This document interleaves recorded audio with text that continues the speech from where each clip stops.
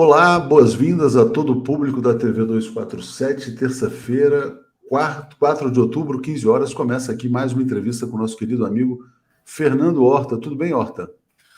Tudo bom, Atushi?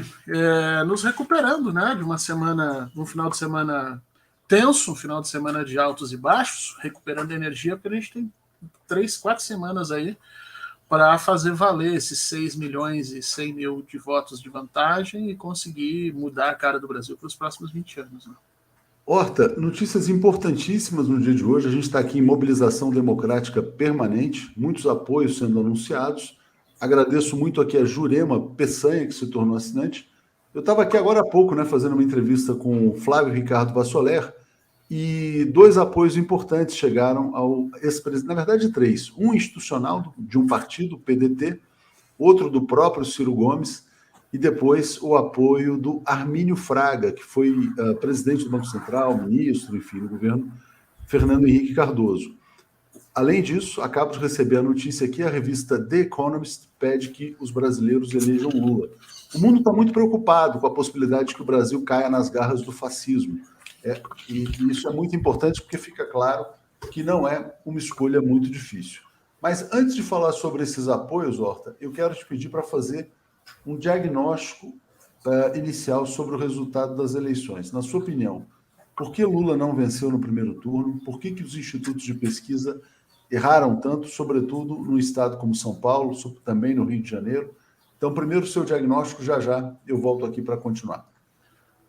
O Lula não ganhou no primeiro turno porque realmente não é uma coisa fácil um partido de esquerda, num país conservador como o Brasil, vencer uma eleição no primeiro turno, apesar de todos os pesares. Né? Além do Lula ter ficado 2 anos preso injustamente, da campanha imoral que foi lançada contra o Partido dos Trabalhadores a partir de 2013, que redunda no golpe em 2016, quer dizer, nós temos uma década de trabalho de incitamento do ódio, né, de crescimento da rejeição, de mentiras nas redes, de construções de teses estapafúrdias, teses jurídicas estapafúrdias, e tudo isso pesa na hora que você tem ali um eleitorado que busca resolver, né, os caminhos do poder nos próximos 10, 15, 20 anos. Então, ganhar no primeiro turno realmente não era uma coisa simples, estava dentro do horizonte da campanha de Luiz Inácio da Silva, porque ele trabalhou o suficiente para que estivesse lá, mas não era nenhuma certeza. O que realmente impressionou não foi o Lula não ter ido para o segundo turno, isso estava na conta. O que impressionou é que das mais de 750, 760, a última vez que eu olhei eram 757 pesquisas para presidente que foram feitas só em 2022, apenas 4% delas davam Jair Bolsonaro com 40 pontos percentuais, né, nessa disputa. Todas elas davam com menos, tinha pesquisa dando com 31%. Quando abrem-se as urnas, Jair Bolsonaro está com 43 ponto alguma coisa, 43,2, 43,4, né? E isso é um erro brutal. E pesquisas, a gente não pode ter uma pesquisa e achar que a gente pode analisar ela como se fosse um mosaico, né? Onde eu separo as pecinhas e vejo onde acertou e onde errou. Não, aqui ela acertou no Lula, veja bem, ela acertou no candidato tal, mas ocorre que a gente tem que trabalhar a ideia do erro total da pesquisa. Quer dizer, errou de forma absurda, as pesquisas erraram. Nós temos que perguntar por que elas erraram, né? Ninguém aqui está dizendo que as pesquisas foram fraudadas ou que as pesquisas não são ferramentas de confianças, né, que tem alguma confiança para nós compreendermos a realidade. Nós temos que entender por que no Brasil está acontecendo esse fenômeno já há 2 eleições das pesquisas simplesmente não conseguirem captar o eleitorado de extrema-direita. Existem várias hipóteses, tá, Tuxa? Existem várias hipóteses. A hipótese mais conhecida acontece nos Estados Unidos, é chamada de efeito Bradley. Nós temos as estratégias de desinformação estabelecidas por Trump e por Bannon, que implicavam necessariamente em convencer o seu eleitorado a não responder pesquisas. E nós temos uma série de outras análises, de outras hipóteses para colocar aqui. Então, o grande problema é que essas hipóteses são excludentes. Esse é que é a grande o grande nó da coisa, né? Porque, veja, se você admite que é um efeito sociológico normal, que nem o efeito Bradley, né, em que as pessoas ficam com vergonha de associar o seu nome a um fascista, a um racista, a um machista, então na hora da captação do dado público, quando alguém chega lá para o Atush, no meio da rua, e pergunta em quem você vai votar para presidente, o Atush fica com vergonha de dizer, olha, eu vou votar no Bolsonaro, porque ele sabe o que o Bolsonaro significa. Não, ou a pessoa podia falar que ia votar no Ciro e na Tebet para esconder, na verdade. Isso, é isso que acontece. A pessoa ou diz vou votar em outro candidato, ou diz que estou indeciso, né? Esse é o efeito Bradley. Então, e a outra parte do efeito Bradley é que na hora dos indecisos, na hora do voto útil, pesa aí a questão do racismo, pesa aí a questão do estigma social, né? E a gente sabe que Luiz Inácio Lula da Silva, para toda a elite brasileira, é negro, né? Negro carrega todos os estigmas que historicamente sempre se colocou na população negra, quer dizer, então, se a gente imaginar que é isso, bom, isso é contornável por meio metodológico, a gente tem como medir esse efeito, verificar se ele existe na sociedade, os institutos se adequarem a isso, construírem questionários que já trabalhem essa questão, porque os nossos questionários das pesquisas são muito pobres em termos metodológicos, mas enfim, essa é uma situação. Agora, a outra alternativa é que nós estamos enxergando o fascismo bolsonarista em pleno desenvolvimento, Atush. Eu fui um dos que, inclusive, acreditei que o fascismo bolsonarista estava em decréscimo, que ele estava perdendo força por todos os dados que nós vimos, e não eram só dados eleitorais, nós temos dados culturais, as pessoas em diversos lugares do país indo a shows de rock, que são locais onde você vai encontrar um público mais alto financeiramente, não é a população mais pobre, portanto não é uma população que originariamente estaria com Luiz Inácio Lula da Silva. Você teve diversos movimentos ao longo desse ano de repúdio a Jair Bolsonaro, então de diversos locais nós tínhamos importantes sinais de que o bolsonarismo estava arrefecendo. Só que abre-se a urna e Bolsonaro aumentou o número de votos em 22 dos 27 estados da nação. Então, isso significa que não, que o bolsonarismo não está arrefecendo. E aí, quando a gente vai olhar o que aconteceu no legislativo, a gente fica apavorado, porque o bolsonarismo desmontou os partidos de centro, centro-direita e até mesmo de centro-esquerda. Quer dizer, o PSB e o PDT perderam cadeiras na Câmara, o PSB chegou a perder 10 cadeiras na Câmara. E, obviamente, quem cresce nesse processo? Cresce a extrema-direita, com os partidos bolsonaristas, e cresceu o PT e o PSOL. Né? Então, o que nós estamos vendo no Brasil ainda é aquela polarização mais característica do processo de formação do fascismo, ainda operando e ameaçando as instituições brasileiras. Nós tínhamos uma ideia de que o STF ia servir de alguma maneira para barrar esse processo, mas parece que ele não foi barrado ainda. Tem uma questão interessante, né? O grande vencedor desse processo eleitoral se chama Valdemar Costa Neto, né? 99 deputados, maior fundo eleitoral. Então, Valdemar é o grande vencedor das eleições 2022. Marlova está dizendo, Horta, sou do Sul, adoro te ouvir. E o Celso dizendo, houve muitos disparos fake atemorizando esse povo, né? Concordo, eu acho que o peso das igrejas, dos pastores, picaretas, foi muito grande. E hoje a gente mostrou aqui um senador eleito, que é o Cleitinho, cometendo crime de fake news, e a gente espera a punição rápida, né, pelo TSE, pelo Alexandre de Moraes. Horta, vamos falar sobre os apoios. O Brasil está à beira do abismo, à beira da sua destruição completa, né? E agora, à beira do abismo, então, os apoios começam a vir. Ciro Gomes, vamos começar por Ciro Gomes, vou botar a notícia aqui na tela. Lula é a última saída, declarou Ciro Gomes em vídeo gravado, divulgado nessa tarde. E aí passo para você avaliar esta posição do Ciro. E se não só a posição, ele teve 3 milhões de votos, né? Se ele consegue transferir esses 3 milhões de votos para o Lula e também alguns votos que ele carreou para o bolsonarismo. Diga, Horta. Vamos lá, 3 coisas. Primeiro, é hora de se ter grandeza nesse momento, passar uma régua no que Ciro Gomes fez, disse, escreveu, falou, e nós da esquerda passarmos uma régua nisso e começarmos do zero. Olha, essa, a partir de agora, é a posição de Ciro Gomes, é um apoio incondicional a Luiz Inácio Lula da Silva. Eu espero o Ciro Gomes também no palanque, eu espero o Ciro Gomes com a força dele, com a verve dele, a verve que todo mundo conhece, a capacidade que ele tem de mobilizar o eleitor dele, que todo mundo conhece. Espero que ele se junte também à população toda que vai, a partir de agora, já está fazendo nas próximas 4 semanas para tirar o Brasil desse pesadelo. Só o apoio formal é bom, mas não é suficiente. Eu espero que o Ciro veja disso. Então, passar uma régua nisso, né? Espero que, a partir de agora, o PDT se reorganize também. Eu acho que o grande perdedor das eleições, já nesse momento, chama-se João Santana. Ficou muito claro que toda a estratégia de campanha montada e bolada por ali foi um desastre completo, né?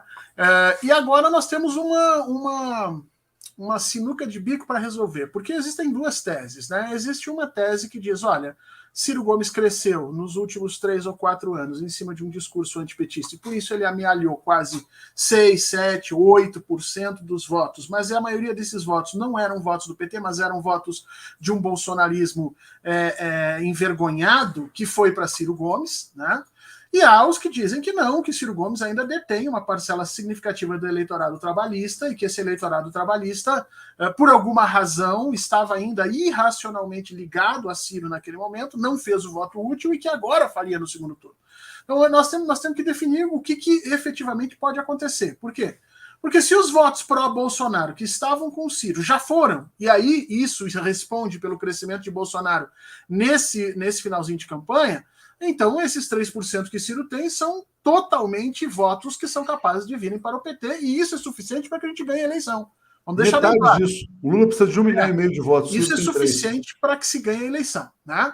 Agora, se o Ciro ficou literalmente órfão dos bolsonaristas no final, aliás, não ficou órfão desses bolsonaristas e realmente uma parcela desse eleitorado ainda é um eleitorado antipetista que ele conseguiu amealhar em função do tom do discurso dele nos últimos 2 anos, aí a gente pode questionar efetivamente se esses votos são suficientes. Eu acho que o mesmo raciocínio serve para ele e vai servir para Tebet também mais ali adiante. Agora, esse é um momento, se peguei bem, se pesquei bem, se entendi bem a estratégia de campanha do presidente Luiz Inácio da Silva, esse é o momento de recebermos apoio e passarmos uma régua no que aconteceu antes e falarmos daqui para frente, né? A ideia é construir no segundo turno um discurso do Brasil do futuro, e não necessariamente o Brasil do passado. Aquele Ciro rancoroso ficou lá atrás, e agora é bem-vindo, Ciro, vamos embora, porque a briga vai ser grande. E a declaração do Ciro não tem nenhuma agressão ao ex-presidente Lula. As pessoas falavam, olha, a única coisa que ele fala, na verdade, ele fala o seguinte, são 2 opções que sobraram que eu considero insatisfatórias. Até aí tudo bem, né? Acho que está de bom tamanho, não agrediu e está apoiando, e está dizendo que a última saída vai votar no ex-presidente Lula. Bia Carneiro está dizendo, professor Horta, creio que tudo que é excludente aqui no Brasil a gente consegue fazer os dois. Dá para diminuir o efeito Bradley com Ciro e Tebet e enfrentar o fascismo com um discurso mais veemente. Eu quero colocar aqui, Horta, na verdade, eu não creio que o Ciro vá subir no palanque, eu acho improvável, mas muitas figuras do PDT vão fazer questão de apoiar o ex-presidente Lula. É o caso do Rodrigo Neves, né, que perdeu a eleição no Rio de Janeiro. Está aqui, em decisão unânime, o PDT aprova apoio a Lula no segundo turno, né? Vamos lá, Eugênio Barreto. A TV 247 precisa equilibrar programas com acadêmicos de esquerda e programas com linguagem popular. Precisa de apresentadores das comunidades pobres. Olha, a gente faz um esforço danado, a gente tem feito tudo que é possível aqui para trazer gente de todas as vertentes. É um esforço assim que custa muito para a gente do ponto de vista pessoal, e o que a gente pode fazer depois, a gente vai deixar para depois de ganhar essa eleição. Eu acho que o fundamental agora, de fato, é vencer a eleição presidencial. Horta, fala sobre a questão do PDT e esse apoio unânime, a declaração do Lupe, os candidatos como Rodrigo Neves. O PDT foi mal, de fato, nas eleições, mas tem uma chance de se reencontrar com o trabalhismo no Brasil. Tem uma chance de reconstruir, em grande parte, a história relevante que o PDT tem como um dos partidos centrais no Brasil, né? Essa é uma história muito complicada, especificamente porque o próprio Brizola acabou de alguma maneira operando algumas quedas importantes no PDT, quando ele fica atrás do Enéas Carneiro, na década de 90, mas o Brizola tinha uma estatura política tamanha que ele revertia isso logo em seguida e colocava o partido no lugar certo. Nos últimos 3 anos, julgo eu, e aí obviamente que é um julgamento enviesado, porque eu não sou pedetista, mas julgo que o PDT ficou um pouco fora daquilo que era o campo original da sua filosofia política mais clássica, do trabalhismo, é muito próximo da centro-esquerda, muito mais próximo da esquerda do que qualquer outra, inclusive. Então, eu penso que é um momento agora do PDT se reencontrar com isso, é um momento da gente sentar e fazer uma grande frente, que infelizmente já devia ter sido feita lá no primeiro turno, mas que ainda dá tempo, ainda estamos na frente e esses votos são muito bem-vindos. Vai ser bom para a esquerda como um todo, para o Brasil como um todo, para o PDT se reorganizar como partido. Quer dizer, eu acho que essa é uma união em que todo mundo consegue tirar algo de positivo ali, consegue efetivamente construir raízes importantes para a transformação que agora no futuro próximo, quer dizer, daqui a 2, 3 meses pode começar a acontecer no Brasil. Eu tenho a impressão, inclusive, que é a única saída, porque se continuarmos nesse caminho desse centro brasileiro, desse centro político brasileiro, sendo literalmente arrasado pelas posições bolsonaristas, não vai ter muito espaço para o PDT se reconstruir nesse cenário. Certamente. Aliane dos Santos dizendo assim, Atush, mandei uma mensagem para o STF, ouvidoria denunciando aquele vídeo de fake news do Cleitinho, somos 1 milhão, vamos cobrar o Alexandre de Moraes. Por favor, me passa seu e-mail que eu encaminho. Horta, Minas Gerais já teve senadores que representavam a elite do Senado Federal. Sem entrar no mérito, quero mencionar aqui Hélio Costa, Aécio Neves, o Antônio Anastasia, e nessa eleição houve um choque. Cleitinho eleito com 4 milhões e 200 mil votos. Propagador de fake news criminosas, como fez hoje, associando Lula ao satanismo. A destruição do centro político, que você menciona, representa também a ascensão desse submundo que vem dos pastores picaretas, né? Então, como enfrentar esse fenômeno da picaretagem pseudo-religiosa, porque não tem nada de religioso, na verdade tem muito mais conexão com o crime organizado, com o tráfico de drogas, do que com qualquer outra coisa. Como enfrentar esse fenômeno que já foi longe demais no Brasil? A Tuxi tem picaretagem de todos os lados. A gente está vendo aqui, mais especificamente, essa dos pastores. Mas se você for olhar para o Rio Grande do Sul, também você vai ver a dos militares, né? Militares gaúchos sendo eleitos com campanhas dentro dos quartéis.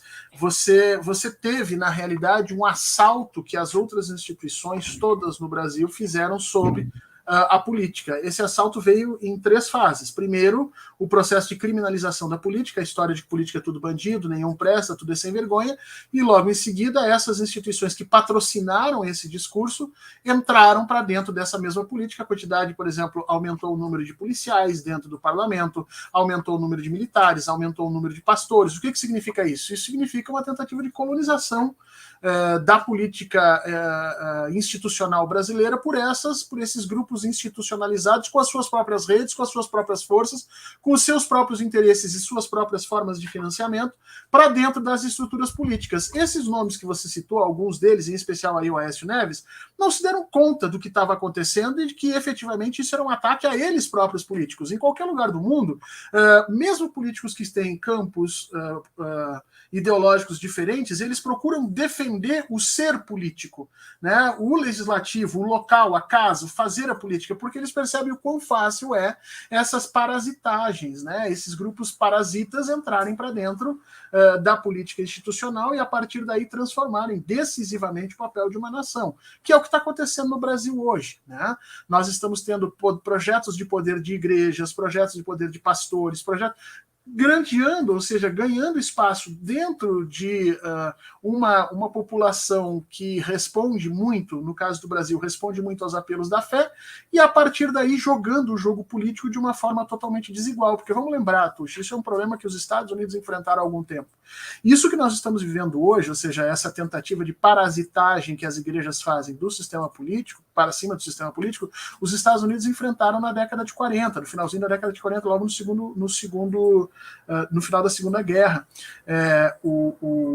O que a gente chama o movimento de extrema-direita que surge nos Estados Unidos, o macartismo, teve uma parte significativamente importante de igrejas evangélicas e pastores evangélicos trabalhando já na década de 50 nas mesmas bases, na mesma linguagem que hoje eles operam no Brasil. Mas por que os norte-americanos conseguiram travar isso e o Brasil não? Por um motivo muito simples, Atush. Nos Estados Unidos se passou uma lei dizendo que nenhuma instituição que goze de isenção de impostos pode participar da política. Ou seja, esse é o caminho. Tem igreja, é pastor, é empresário da fé, é mala cheia, é mala vazia, não pode ser candidato. Não pode ser candidato. Nada. Exatamente. Lá é assim. E isso faz com que esses pastores tenham que pensar, porque da forma como está, Léo, olha bem a situação. Quem é que está pagando a campanha para esses pastores? Sou eu e você, meu caro. Porque eles ganham isenção fiscal e esse dinheiro da isenção fiscal, anualmente que eles ganham, eles colocam depois nas campanhas. Ou seja, nós patrocinamos os próprios indivíduos que parasitam a nossa política. Agora, Horta, o fato é que isso aí é um fenômeno, chegou longe demais. Como é que o Lula deve enfrentar as mentiras do submundo pseudo-religioso bolsonarista que estão nas redes? Qual é a receita? Eu acho que nós temos que juntar aí três estratégias que são muito clássicas, as estratégias que foram utilizadas pela campanha do presidente Barack Obama, as estratégias que foram utilizadas pelo MBL e as estratégias que foram utilizadas pela Igreja Católica no final dos anos 90. Essas três estratégias combinadas nos dão uma resposta. O que significa isso? Significa, em primeiro lugar, buscar figuras legítimas na parte religiosa para discutir religião. Então, Luiz Inácio Lula da Silva tinha que já estar próximo de líderes religiosos e gravando vídeos e conversando e se mostrando e fazendo isso para que os ataques a ele fossem de alguma forma barrados por essa noção de que é um homem que não pode ser ligado a esses absurdos, essas mentiras todas, ao mesmo tempo utilizar as redes como forma de proteção, de forma muito direta e assertiva, com uma mudança muito grande na forma como a campanha do presidente está lidando com as redes até o momento. E eu acho que a terceira coisa que nós efetivamente precisamos fazer em termos de defesa disso é construir redes de segurança para Luiz Inácio Lula da Silva. Ou seja, nós temos que começar a entender que você precisa compartilhar aquilo que é positivo à campanha do presidente e não aquilo que é negativo. Eu tenho visto muita gente compartilhar coisas com a desculpa do assombro. Nossa, olha o absurdo que ele está fazendo. Meu amigo, se você está compartilhando algo, ainda que você julgue que é assombroso e que você está fazendo isso simplesmente para alertar as pessoas a não fazerem, você está fazendo parte da rede que ataca o presidente Luiz Inácio Lula da Silva, porque o algoritmo ele não quer saber com que intenção você compartilhou. Ele simplesmente conta o seu compartilhamento como mais um dos engajamentos que aquele material específico está tendo. Então, a gente tem que ter um pouco mais de cuidado e não repassar isso para frente, nem que seja a título de denúncia. Denúncias devem ser feitas de forma anônima, você vai lá, clica no coisa, denuncia e ponto final. A gente tem que começar a aprender a usar as redes um pouco melhor. Certamente. Horta, vamos falar sobre uma questão essencial que é o estado de São Paulo, né? Antes vou ler aqui o comentário do Edmundo dizendo: Moro declara voto em Bolsonaro. Será que foi de forma espontânea ou a promessa de cargo numa possível vitória do Bozo? Olha, o Moro prendeu o Lula e ganhou o Ministério da Justiça. Não, muita gente acha que já havia ali uma compra de apoio ao Bolsonaro. Pode ser que haja novamente, nada está descartado. Eles se separaram e podem casar novamente. Não sei o que você acha, Horta. Eu acho que não, viu, Atucha? Eu acho que o Moro está mendigando apoio. O Moro estava atrás no Paraná, muito longe. Ele só conseguiu se eleger quando ele colou a imagem dele ao Bolsonaro nas 2 últimas semanas. E ele fez isso de forma unilateral. O Bolsonaro não fez nenhum movimento em direção ao Moro. Isso aí está parecendo aquele cachorro que foi deixado do lado de fora da casa. E aí, quando você abre a porta, ele vem todo estranho, um cabisbaixo, pedindo pelo amor de Deus para ser aceito. Bolsonaro vai aceitar isso nesse momento, porque afinal de contas o Moro se elegeu. E esse lavajatismo de ocasião interessa a Jair Bolsonaro, mas tão logo o Bolsonaro se eleja, Moro vai sentir a mão pesada que o fascismo costuma guardar para aqueles que o traem. Exatamente. Cantoria, atuo sobre religião e veio para vocês 2 vídeos interessantes sobre estratégia e Maurício Ricardo também fez um vídeo muito bom. Agradeço. Vou assistir, evidentemente. Horta, quero te perguntar agora sobre São Paulo. O que precisa mudar em São Paulo para ganhar essa eleição, onde o resultado foi chocante para muitas pessoas? Olha, a gente precisa sentar com... Eu acho que quem vai ter que trabalhar muito nesse segundo turno chama-se Geraldo Alckmin, né? porque o que o PT precisava fazer foi feito. O Lula ganhou na capital paulista. Aliás, diga-se de passagem aqui, o PT fez um trabalho fantástico em São Paulo, fez um trabalho fantástico no Rio Grande do Sul, Porto Alegre, a minha Porto Alegre velha de guerra apareceu de novo. Se a gente for olhar o mapa de votação, praticamente todas as regiões de Porto Alegre deram vitória a Luiz Inácio Lula da Silva, algo que não acontecia há muito tempo. Quer dizer, então o que o PT podia fazer, fez. O que faltou efetivamente, esse pouquinho que faltou lá, foi nessas áreas em que nós precisávamos de um reforço nessas coligações, né? Então, o interior do Estado, que durante tantos anos foi apoiador de Geraldo Alckmin e que colocou diretamente os liberais paulistas no poder durante mais de 30 anos, precisa agora voltar a aparecer com força, ainda que seja um engajamento não total, mas que nos ajude a conquistar esse 1,5 percentual que nós ainda precisamos, né? E talvez, óbvio, quanto mais melhor, mas ali eu acho que São Paulo precisa reforçar isso. Eu não sei efetivamente como é que vai se dar essa base, se parece que só a figura do Geraldo Alckmin não foi capaz de mobilizar esses grupos, então, quem sabe a gente tenha que pensar em algumas coligações um pouco mais formais, algumas visitas mais formais a esses indivíduos, mas o que não permitiu com que Luiz Inácio Lula da Silva ganhasse no primeiro turno, claramente foi o interior de São Paulo e o Rio de Janeiro também, onde ninguém esperava o absurdo que foi feito ali em função do Cláudio Castro, né?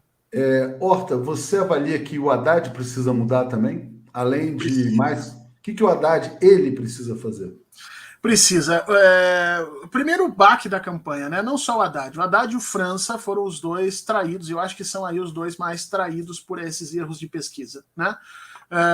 O Márcio França era franco favorito para o Senado e até 2 dias antes do final da eleição ele estava claramente na frente nas pesquisas, e acontece com ele o que aconteceu com a Dilma, né, lá em 2018. Quer dizer, abre-se as urnas e surge um candidato bolsonarista, como se do nada, né, cai de paraquedas. No caso ali foi um astronauta que de repente leva a vaga. Isso que a gente precisa sentar, entender o que aconteceu, pesquisar e tal, mas isso provoca um desânimo muito grande na campanha, e eu acho que a campanha do Haddad e, obviamente, a própria figura do Márcio França nesse momento deve estar sofrendo isso. É necessário mudar a forma como se está trabalhando lá, é necessário ir ao interior. A capital de São Paulo já deu vitória tanto a Haddad quanto a Lula, o interior não. É preciso ir a esse interior, é preciso buscar esses grupos, especialmente nas áreas, nas cidades onde nós temos uma concentração ainda de votos na mão do antigo PSDB, especialmente porque parece que o PSDB está muito próximo de declarar apoio formal nessas eleições. PSDB que também sai muito machucado da campanha, que já tem gente, inclusive, dizendo que talvez seja o final do partido. É também o momento do PSDB começar a pensar se nesse processo de reorganização do seu próprio partido não está aí uma aproximação com o próprio PT. Vamos lembrar que em São Paulo, talvez a única chance do Haddad efetivamente vencer o Tarcísio é se aproximando do candidato PSDB, do Rodrigo. O Rodrigo já declarou apoio ao Tarcísio e o Tarcísio já desprezou. O Rodrigo declarou apoio ao Tarcísio e o Tarcísio falou: quero voto de Tucano, não quero esse Rodrigo no meu palanque. Então, o Rodrigo não é PSDB, hein? O Rodrigo é um enxerto da extrema-direita que o Dória colocou no PSDB. Então é preciso que o PSDB volte a verificar esse tipo de coisa, porque é importante também no Rio Grande do Sul, porque no Rio Grande do Sul o Leite vai precisar do apoio do Preto se ele quiser ter alguma chance contra o Onyx Lorenzoni, né?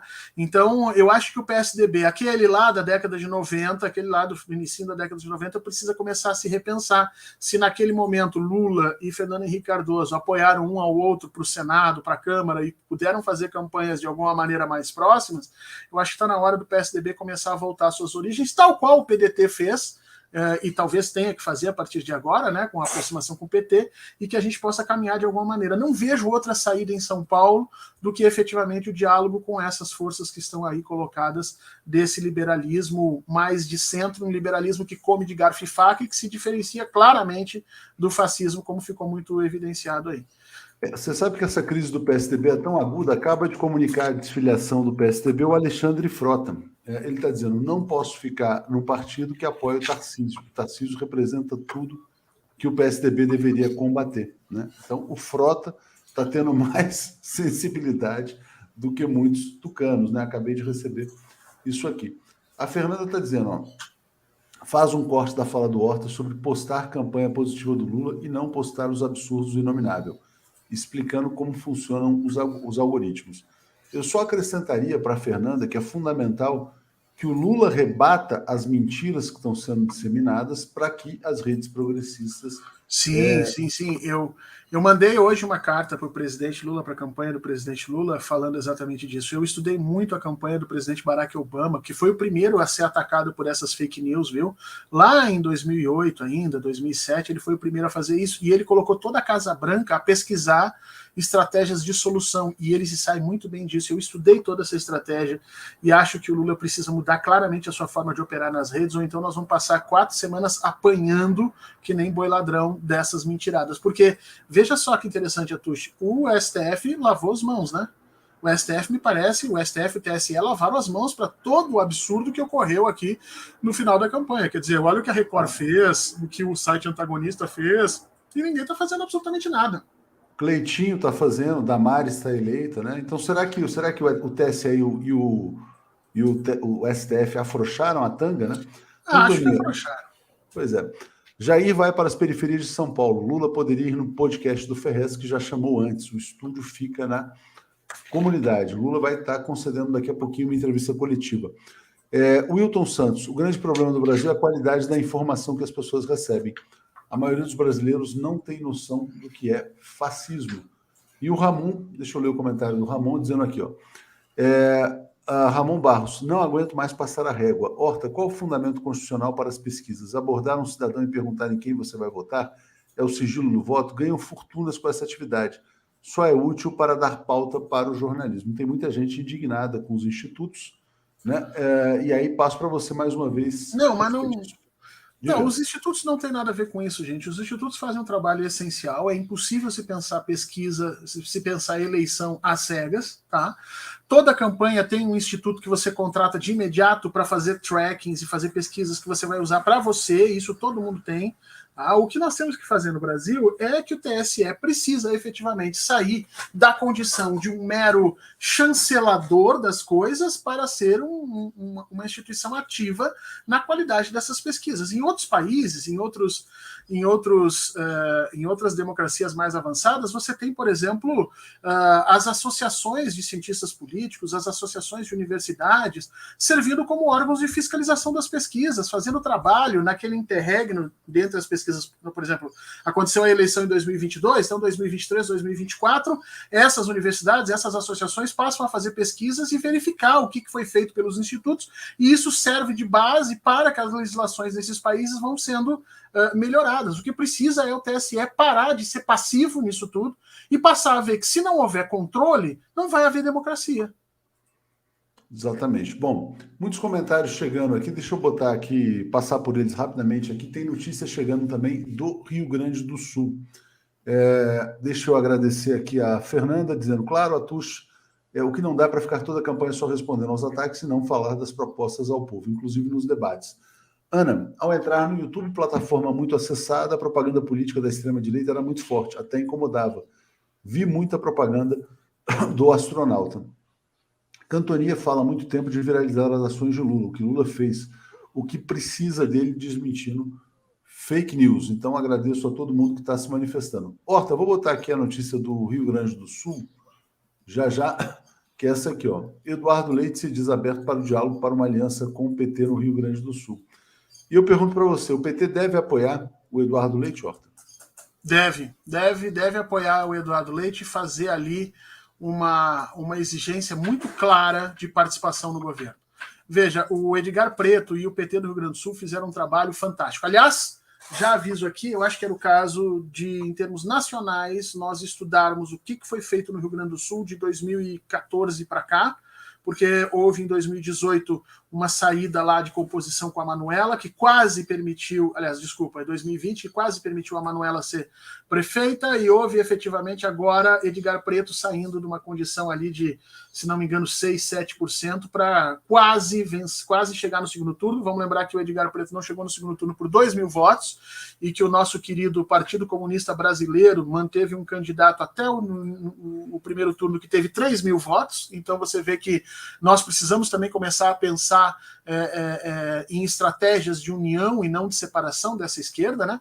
Mas eu, se fosse o PT nacional, estudaria muito o que o Rio Grande do Sul fez, e palmas para os gaúchos esquerda nesse momento, e acho que o preto agora tem que sentar na mesa com o Leite de igual para igual, porque ele tem o mesmo percentual, e dizer o seguinte: meu camarada, o seguinte, você quer ser eleito? Então vamos conversar efetivamente sobre como vamos partilhar aqui um governo efetivamente. Chega de ficar dando os votos do PT exclusivamente, sem fazer exigências programáticas muito claras que possam efetivamente reconstruir a confiança da população, que foi destruída com a ajuda desse próprio PSDB nos últimos 10 anos.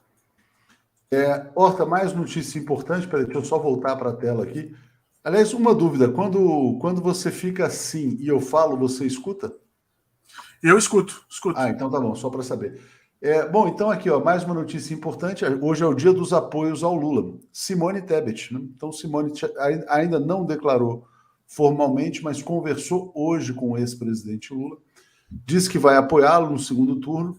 Vai haver um encontro entre os dois que vai acontecer após o MDB liberar oficialmente o apoio da senadora. Não deve vir um apoio formal do MDB como partido, porque tem muitos bolsonaristas no MDB, mas o partido vai soltar uma decisão liberando todos os seus filiados, e a Simone Tebet, que teve quase 5 milhões de votos, se eu não me engano, então declara apoio ao ex-presidente Lula. Com o Brasil à beira do abismo, né, muitos que apoiaram o golpe de Estado de 2016, agora tentam salvar o Brasil da destruição final. Fernando Horta, como é que você avalia o apoio da Simone Tebet? Vamos dar real para o pessoal que está nos ouvindo aqui, tá? Diante do que está acontecendo, diante do cenário, o parlamento que sai das urnas, esqueçam qualquer alteração na arquitetura institucional brasileira. Tá? Então, aquilo que nós tínhamos na cabeça de vamos alterar a legislação trabalhista, vamos rever a reforma tributária, aliás, a reforma administrativa, tudo isso fica tremendamente prejudicado se você olhar a composição do parlamento e a composição especificamente do Senado. Tá? Ontem eu vi uma entrevista do Dino, e o Flávio Dino dizendo que ele olha o Congresso e ele acha que pode se conseguir maioria. Uma maioria é para você governar, não para fazer grandes alterações ou alterações substanciais na arquitetura.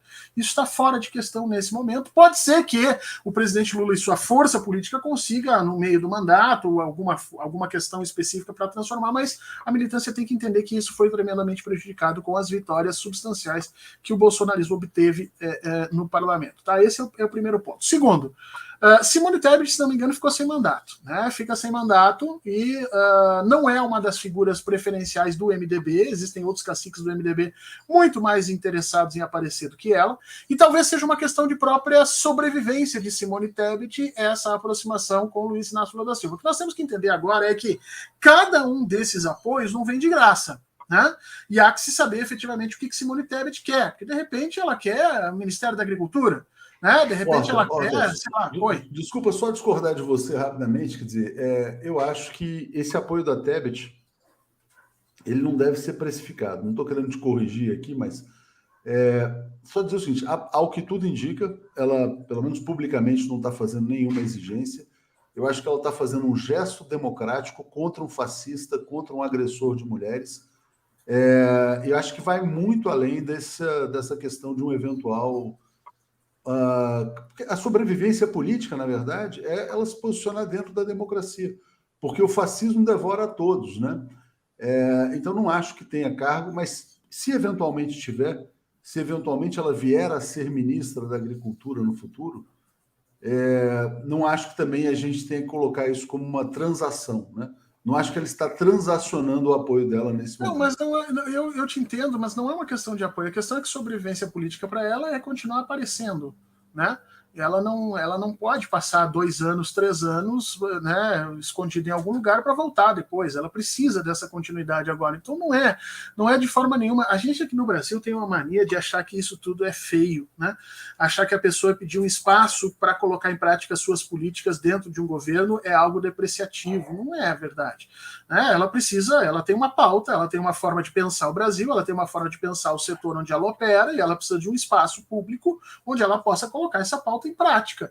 E ela, o que ela quer fazer? Ela quer oferecer o apoio político das pessoas que apoiam ela, que viram ela, que gostam, que votaram nela, em troca dessa visibilidade. Eu não vejo nada de problemático ali. Agora, tampouco acho que isso vai ser transacionado assim, como está se falando numa mesa de bar. Meu intuito aqui não era fazer parecer isso. Se foi, peço desculpas. Agora, que com certeza esses apoios não é isso. não Eu só acho que surgem de não está graça. vendendo o apoio. Assim, por exemplo, o PDT, e tem tudo a ver com o que você acabou de falar. O PDT, por exemplo, falou: olha, vamos colocar 3 pontos no programa. Isso. Tal, tal, tal e tal. E a partir disso colocou. Porque, na verdade, é uma maneira de facilitar o apoio, dizendo: olha, fomos para o Lula, né, negociando o programa. É possível que a Simone Tebet faça isso, mas eu não acho que é uma transação vil. É uma transação, se houver, política. Isso, é uma Ela transação não está pegando uma mala de dinheiro para apoiar o Lula, né? Isso quem faz são os pastores picaretas, né? Claro, não. Ninguém aqui tá. E um político, sinceramente, a Simone Tebet já tem malas de dinheiro dela mesmo, que ela herdou e dos negócios dela, não precisa disso. Um político precisa de espaço para colocar suas políticas em prática. É nesse sentido, não é no sentido financeiro. Se você chegasse para mim agora, né, o Lula dissesse: Fernando, o teu apoio é essencial para eu ganhar no segundo turno. Eu ia dizer para ele: presidente, eu entendo, só que é o seguinte, eu quero algumas coisas na educação. Eu preciso que o senhor pense nisso, nós vamos fazer isso, assim, assado, porque é a área que eu conheço, é a área que eu entendo. E aí, então, é o processo de negociação clássico que acontece dentro da política. Nada disso é feio. Nós é que aprendemos desde o período militar que isso era feio, né? Porque os militares costumavam dizer que isso era um absurdo, que a política tinha que ser algo de coração, pensada por amor, por vantagem, embora eles tirassem sempre dinheiro da política o tempo todo. Mas eles criaram essa perspectiva no Brasil. Não é verdade. As pessoas apoiam em troca de espaços políticos. E acho que a Tebet está precisando disso agora, e acho que o presidente Lula não... E outra coisa, foi um dos melhores quadros que surgiu na eleição. Vamos falar sério. Em diversos momentos, nos debates, ela se mostrou muito mais capacitada, tanto no ponto de vista do discurso, quanto do ponto de vista da forma como interpreta e organiza as informações e as propostas, do que o próprio Ciro. Os números do final da campanha demonstram isso, que isso foi uma percepção, inclusive, da própria população. Então é um quadro que está ali e que pode ser aproveitado, e acho que o presidente Lula não ficaria chateado de fazer esse tipo de conversa, esse tipo de aproximação com Simone Tebet nesse momento. Bom, vou ler os superchats aqui, Horta, e vou trazer um outro apoio hoje muito importante também, que merece ser destacado. Hoje é o dia dos apoios ao Lula, né? Gesiel perguntando quais são as 3 exigências do PT: escola em tempo integral, renegociação de dívidas dos endividados e renda mínima de R$1.000. Todas propostas nobres. Claire, Ciro nem foi capaz de dizer quem ele apoia. Custava dizer o nome de Lula? Ele disse. É a última saída. O Lula é a última saída nesse momento. Dom Sebastião, Atucho, no impeachment, a Tebet quase votou contra. Foi obrigada pelo Temer após a ligação de um senador alertando sobre a possibilidade. Se foi isso, se isso aconteceu, melhora ainda mais a biografia dela. Evandro Crissaf, na sessão em que votei não houve problema algum, só atraso proposital de mesários em checar documentos, biometria sem problema, né? Felipe Arruda, essa eleição, dependendo do resultado, pode ser o começo do ocaso do Pacto Constituinte da Constituição de 88. Se o Bolsonaro vencer, é o final da República. Aí a consolidação do fascismo. Se o Lula vencer, ele devolve a Constituição ao Brasil, né?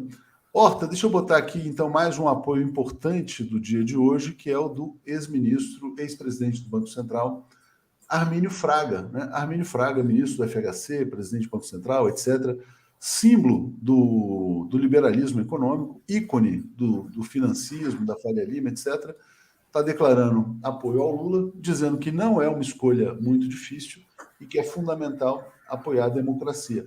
Parabéns, Armínio Fraga, passo para você, Horta. A gente olha o nome do Armínio Fraga e tem arrepios, né? Porque, como diz um amigo meu, quem apanha nunca esquece, né? Então, nós sabemos o que foi os anos 90, nós vimos o que aconteceu, e de alguma forma Armínio Fraga sempre teve ali em volta desse grupo e depois acabou sendo, inclusive, porta-voz dele durante as eleições em que ele trabalhou para o Aécio Neves. Ele foi a grande voz do Aécio Neves no desmonte do projeto de governo, projeto de economia petista. Mas essas eram disputas políticas dentro da democracia, disputas políticas que se pautavam por posições diferentes, mas posições que jogavam dentro da linha das regras, né? Dentro das 4 linhas, como diz o nosso presidente fascista. O que temos agora é o reconhecimento dos liberais de que eles andaram fora da linha, vamos dizer assim. O que o Armínio Fraga está fazendo agora, voltando tarde para casa, batendo na porta, né, e dizendo assim, pedindo para a esposa para entrar, dizendo que ele teve uma noitada, né, que não foi nada legal e que ele se arrepende demais do que está fazendo e, portanto, que aceitem ele, vamos dizer assim, dentro do seio democrático. E acho que é muito importante porque reduz a resistência que uma parte significativa do capital brasileiro tem a Luiz Inácio Lula da Silva. E aqui sim é importante, viu, Atucha? É importante a gente dizer o seguinte: não acho que, diferentemente do que aconteceu com a Tebet, né, que nós tivemos aqui essa divergência, não acho que nem o apoio agora deve vir com pedidos específicos e nem o PT deve aceitar esses pedidos específicos, né? Eu acho que fica uma coisa aí subentendida nesse momento, diferente da Simone Tebet. O Armínio Fraga, eu creio, não vai fazer parte de um governo petista. Fiquem tranquilos com relação a isso. Até para a gente dizer isso, porque daqui a pouco vai começar a surgir um monte de fake news aí, né? Colocando o Armínio Fraga e todo mundo dos liberais dentro dos cargos de economia, e eu tenho a impressão que o presidente Lula não vai ceder nesse ponto, até porque ele sabe que o caminho para reconstruir o Brasil é efetivamente pela economia. Não, é importante, né? O apoio do Armínio Fraga é incondicional, não está pedindo nada, não está pedindo manutenção de teto de gastos, não está pedindo Meirelles na Fazenda, é em nome do Brasil ter um futuro, porque se o Bolsonaro for reeleito, não haverá mais futuro no Brasil. Tiago Vargas, pelo que entendi, citar alguma fake news, ridicularizar, faz com que algoritmos impulsionem, correto? Tudo que propaga, né, impulsiona. Se você propaga, na verdade, esclarecendo, negando, é melhor. Mas simplesmente, que chocante, o algoritmo não entende, né, que você está achando. O melhor caminho é ignorar completamente. A segunda melhor situação, se você não tem como ignorar, é você citar aquilo de forma... Né, você printa a página e coloca no seu negócio como página printada e não simplesmente compartilha e explica o que está acontecendo, desfaz aquilo, mas de maneira nenhuma simplesmente compartilhar como se fosse uma forma jocosa, porque o algoritmo não vê que você está criticando. Ele não separa assim, esse é um compartilhamento de endosso e esse é um compartilhamento de oposição. Ele não faz essa distinção. Para ele, tudo é compartilhamento. Exatamente. Bom, olha só, deixa eu trazer aqui comentários chegaram, teve gente, não, o Ciro não mencionou o nome do Lula, mas disse assim, ele acompanha a decisão do seu partido, que apoia o Lula. Né? Então, assim, eu acho que não é o momento de discutir o Ciro. O fato é o seguinte, o Ciro disse que o Lula é a última saída, ponto final, está com o Lula. Para quem acha que não, né, é só olhar a declaração do PDT e a dele, ele está com o ex-presidente Lula. Bruno Reski, Lula precisa falar com os evangélicos sobre satanismo, mas também com os católicos. Muitos católicos acreditam que Lula é abortista. Ele tem que falar, sim, sobre religião, porque isso é uma dimensão importante. Jean está dizendo, política é momento, sempre nos disse Lula. Regina, entre fatos e convicções, é hora de seguir rumo à vitória. Lula, presidente. Horta, tem mais um apoio também muito importante, né? A revista inglesa The Economist, a revista The Economist, que é a bíblia do capitalismo, do neoliberalismo mundial, pede e defende a eleição do Lula. Então, importante registrar isso, quer dizer, a Economist também está com Lula. O Lula foi tido depois de 2018, o Brasil de Lula foi tido depois de 2008 como um dos casos de sucesso de enfrentamento da crise de 2008-2010 sem a adoção daquele ideário neoliberal que nós vimos que destruiu em grande medida o estado de bem-estar social europeu e provocou grandes problemas lá. Então, na hora de se estudar quais foram as medidas e quais foram os países que saíram fora do receituário que os norte-americanos davam para a saída da crise, o Brasil era o primeiro caso a ser citado de um caso sem que se aceitasse as receitas de Washington e que teve um sucesso. Inclusive, esse foi um dos motivos de que o Brasil foi colocado na alça de mira para que houvesse o golpe em 2016 contra Dilma Rousseff. Quer dizer, não era possível que um caso tão discrepante de vamos dizer assim, de políticas econômicas bem-sucedidas que não eram apoiadas por Washington, passasse ileso sobre os processos históricos. Né? E depois, o problema é que o neoliberalismo, depois de 2010, começou a sofrer muitas críticas do próprio FMI. O FMI chegou a fazer artigos dizendo que o neoliberalismo não estava conseguindo entregar aquilo que oferecia, aquilo que prometia, mostrando que a desigualdade era um enorme problema para a economia mundial, e mesmo dentro, né, das hostes mais capitalistas, e a gente está falando de Economist, mas a gente poderia falar também do Wall Street Post nos Estados Unidos e tal, já havia uma série de críticos a essas políticas neoliberais rançosas com cheiro de década de, enfim, cheiro de século XX, e eu acho que o presidente Lula hoje é entendido também pelo capitalismo como uma forma de superar esses problemas distributivos que as políticas neoliberais deixaram como resquício e herança no mundo inteiro. Talvez o Lula tenha aí um papel maior do que a gente está imaginando só para o Brasil e efetivamente se consolide como um ator político capaz de transformar a percepção do mundo sobre o sistema econômico que a gente está vivendo.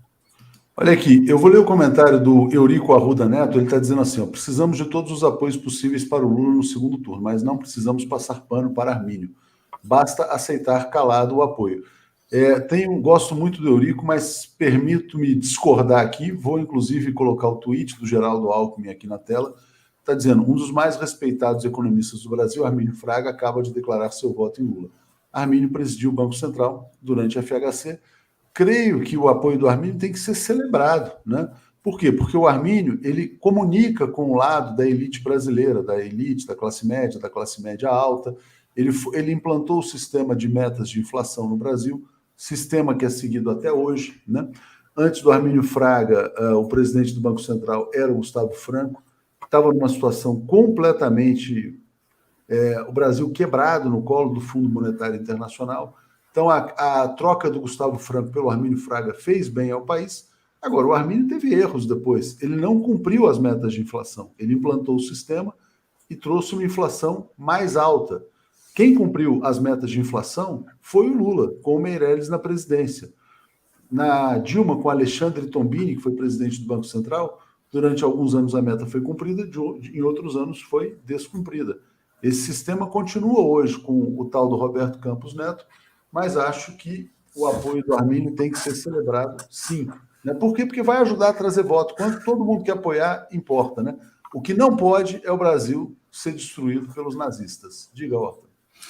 Isso é importante, né? Com a atual construção institucional que Bolsonaro conseguiu, especificamente no parlamento brasileiro, um segundo mandato Bolsonaro e o país está acabado. Ele muda até a cor do Brasil se ele quiser, ele muda o nome do país se ele quiser, com o apoio que ele teve ali, ele muda o que ele quiser, ele refaz um processo constitucional, ele vai mudar o STF, se preparem, a gente não está... o Fernando está assustando as pessoas. Não estou assustando, eu estou dando para vocês a real. A força eleitoral que Bolsonaro conseguiu nesse momento, se ele tiver de posse do executivo, só o judiciário não vai sustentar. Olhem o esforço que o STF está tendo que fazer para manter o país mais ou menos em ordem nesses últimos 2 anos, sendo que, junto com o STF, só tem uma parcela do Senado. E agora essa parcela do Senado se perdeu com a próxima eleição, com a eleição que se passou.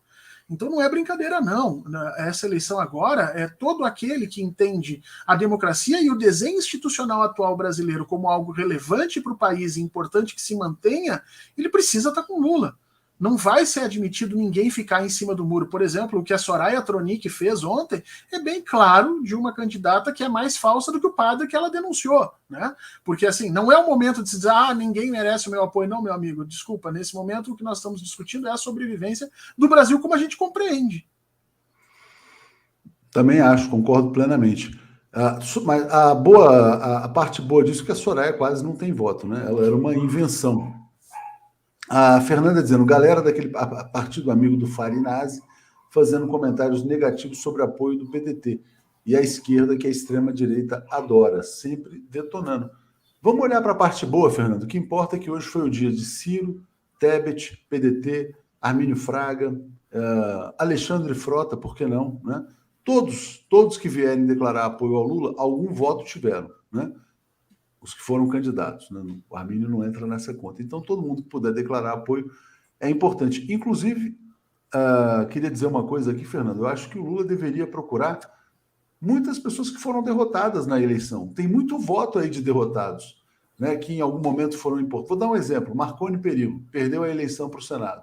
Foi 2 vezes governador de Goiás. Por que não botar um cara desse apoiando a democracia? Esse é um exemplo, mas tem vários como ele, né, que também disputaram eleições e podem estar no barco da democracia. Estou aqui com a Cléia Soares. Tudo é válido contra o fascismo. Diga, Horta.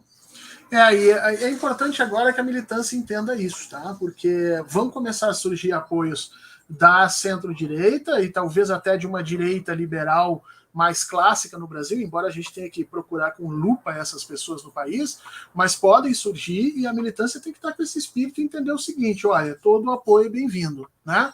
Todo apoio é bem-vindo. Você quer votar no Lula, não interessa o que você fez no verão passado.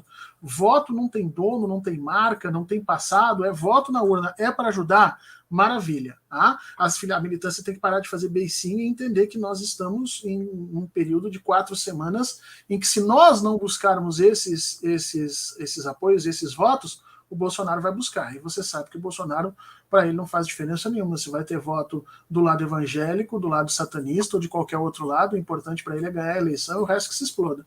Então, gente, é na hora de cooperar. Não gosto do fulano, não aceito o Beltrano. Ok, você não aceita, mas o Lula aceita e nós aceitamos de bom grado o apoio. Muito obrigado, vamos juntos, segue o baile. Gente, vamos ouvir o que o Lula falou ontem, né?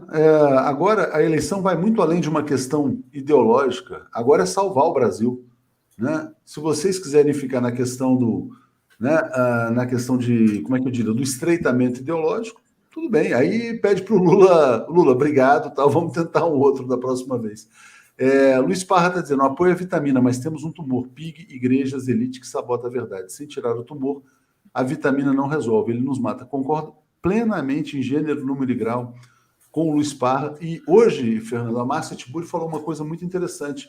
Quando a gente falava desse picareta chamado Cleitinho, e propagando fake news, etc. e tal, mercado financeiro celebrando Bolsonaro no segundo turno, ela falou, a Faria Lima é uma igreja também. É a igreja que cultua o dinheiro. E para a Faria Lima interessa o Brasil nas mãos dos canalhas, dos picaretas. Quanto mais picaretas no Congresso, melhor para a Faria Lima. Então, o tumor é Faria Lima associado às igrejas e associado ao partido da imprensa golpista, que ele cita aqui, e a esses picaretas aí que estão se elegendo com discurso pseudo-religioso. Fundamental esse comentário do Luiz Parra também, né? É isso. Diga, a Fernanda está dizendo, estou falando do PCO detonando o apoio do PDT. Tudo bem, se o PCO é contra, o problema é do PCO. Agora, o PCO também apoia o Lula. Então, né, se eles querem um Lula radical de só centro... para eles. Né? Tem muita gente que quer um Lula só para eles. Eu aconselho a comprar um bonequinho do Lula, colocar lá, escrever o meu Lula e botar ele dentro de uma sei lá, uma campânulazinha bonitinha e ficar cultuando ele ali. O Lula de verdade vai fazer aliança. Assim, ele fez isso a vida inteira, não ia ser agora que ele ia fazer. O Eurico está dizendo, Atush, não estamos contra o apoio do Fraga, queremos ele, mas não queríamos que houvesse espaço para ele no governo. Bom, o Armínio declarou apoio incondicional ao Lula, né? Não pediu nada. William Ock, uma pergunta, como estar junto com o PSDB em São Paulo ajuda a catalisar votos para o Lula no interior? Não consigo enxergar o mecanismo. Vou dar minha opinião. Né? A minha opinião vou passar para você e passo para você encerrar aqui. Ó. Fernando Haddad grava um programa ao lado do Geraldo Alckmin e do Márcio França. Diz o seguinte, gente, São Paulo é um estado fantástico, maravilhoso, mas pode ser ainda melhor.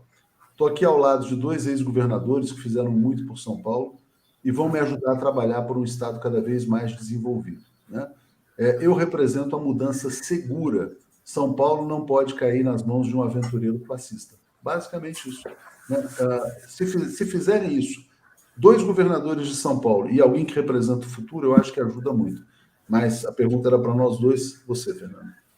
Não, eu acho que não tem outra forma, William. Até eu queria te perguntar como fazer diferente, né? Porque a política é feita de redes, né? São grandes teias, onde cada um desses nozinhos é um indivíduo, ou uma instituição, ou um partido que está ali em determinado território e que consegue, através da sua prática histórica, da sua prática política, organizar um grupo de apoios de determinadas pessoas. Você precisa buscar contato, conversa com esses grupos. Você não pode simplesmente tentar fazer uma política jogada no ar, né? E esses grupos existem em São Paulo, e em São Paulo eles foram muito importantes para a manutenção do PSDB durante 30 anos no poder, nós vimos isso. Grandes ondas de mudança na capital, grandes ondas petistas eram barradas a partir exatamente dessas teias, dessas redes de conservadorismo que tinha no interior. E é dessas redes que nós precisamos agora nos valer. Quer dizer, não tem outra forma. É o Haddad entrando em contato efetivamente com essas figuras que têm legitimidade para esse pessoal. Não adianta nada você bater na porta lá e dizer lá do prefeito X, dizer, olha, vamos conversar, vem me apoiar. Não, tem que ser por intermédio do Haddad, tem que ser por intermédio do França, aliás, do Alckmin, por intermédio do França, e chegar nesses caras e dizer, olha, o que vocês querem? Vocês querem submissão ou vocês querem manutenção de uma liberdade de pensamento, uma liberdade política? Porque o que o fascismo está oferecendo em Bolsonaro é exatamente isso. Bolsonaro, ele não tem apoiadores, ele não tem colegas, ele tem submetidos. As pessoas que estão com o Bolsonaro têm que se submeter à vontade dele, à vontade, ao humor, ao que ele vai pensar no dia, o que ele vai comer no dia, o que ele vai gostar ou não vai gostar, e é assim que funciona. E quem não se submete é destruído, literalmente. Então, eu acho que a escolha não está nada difícil e o caminho é esse. É conversa e é buscar esse interior. Obrigado, Fernando Horta. Obrigado a todos que nos acompanharam. Semana que vem tem mais. Abraço. Valeu. Até!